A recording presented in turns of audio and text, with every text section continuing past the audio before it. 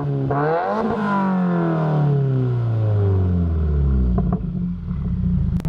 is going on, guys? So, different angle for us here today. Figured I'd change it up from other videos. Wanted to talk a little bit about the ETS axle back muffler deletes that I have installed on my car. How to install them, or how the install process was, I should say. The quality and sound, and then also the fitment, or how it kind of looks on the car in general. So first with the install, pretty easy to install. All you have to use is 4 bolts. Either jack up the rear end of the car and put it on jack stands, or you can get Rhino ramps, which is what I use. Makes it much more easy, I think. Pull it up onto the Rhino ramps. You can slip out the old exhaust, throw the new one on, bolt it up, and you're pretty much done. The only hang up you get is the exhaust hangers. So if you just put a little bit of WD-40 on those, you can slip the stock exhaust out, put the new one in, and you're good to go. The WD-40 will dry eventually, and you won't have anything swinging around down there. Sound, I do love the sound.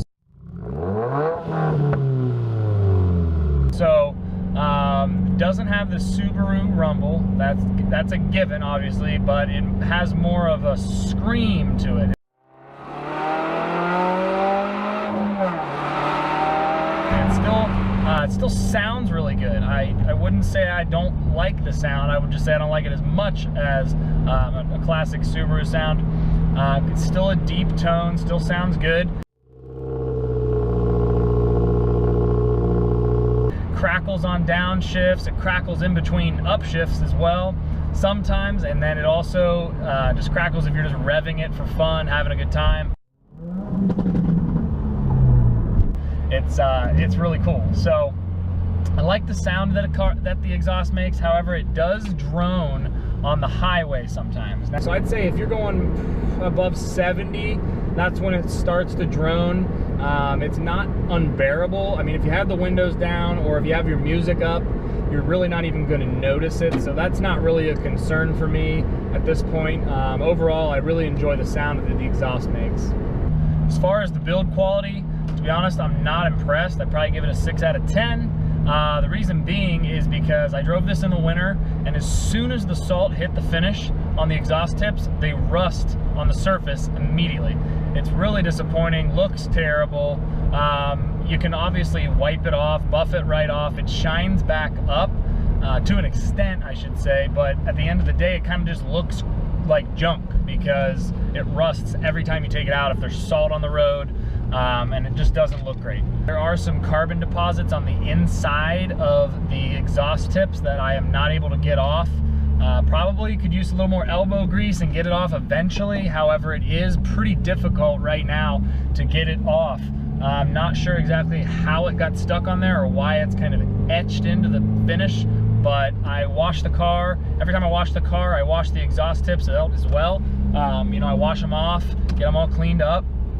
And these kind of just have burnt into the exhaust tip. I'm not really sure about that. And then lastly, on the quality, the tips themselves, the finish of the metal on the tips, it is shiny, but the bend that it makes to go into the exhaust is kind of odd, I guess you could say. It almost has a little lip that just kind of stops. It's hard to describe, but you can see it here. Dirt can get up under there. It's kind of a weird finish, whereas the stock exhaust allows for the finish to fold all the way over and be a smooth plane all the way up into the exhaust tip. So I'm not sure really what's going on there. Overall quality is not the best, I can say that for sure. As far as the fitment and the look of the exhaust on the rear end, given that the exhaust has an angled finish to it, it fits well with the rear diffuser on these 2015s and up. A lot of exhausts are either just straight out, same length straight out, or they're staggered tip, which this is neither. It actually sits angled out towards both sides of the car, and if you look closely at the diffuser on this car, it actually angles out as well. So ETS knew what they were doing in that regard. Looks like, you know, it looks really nice on there.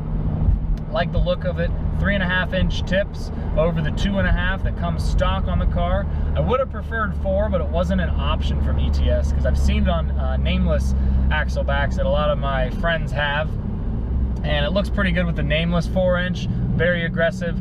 I just went with the ETS because of the sound clips that I heard on YouTube. I like the sound a little bit better, but overall, look of the exhaust is great on the rear end there, and I'm pretty happy with that as well. As far as a full sound review, I'll have that video out later. I didn't have time to do it today, so I'll give you some flybys, some revs, some downshifts, and all that good stuff in another video. Thanks for watching, and have a good day.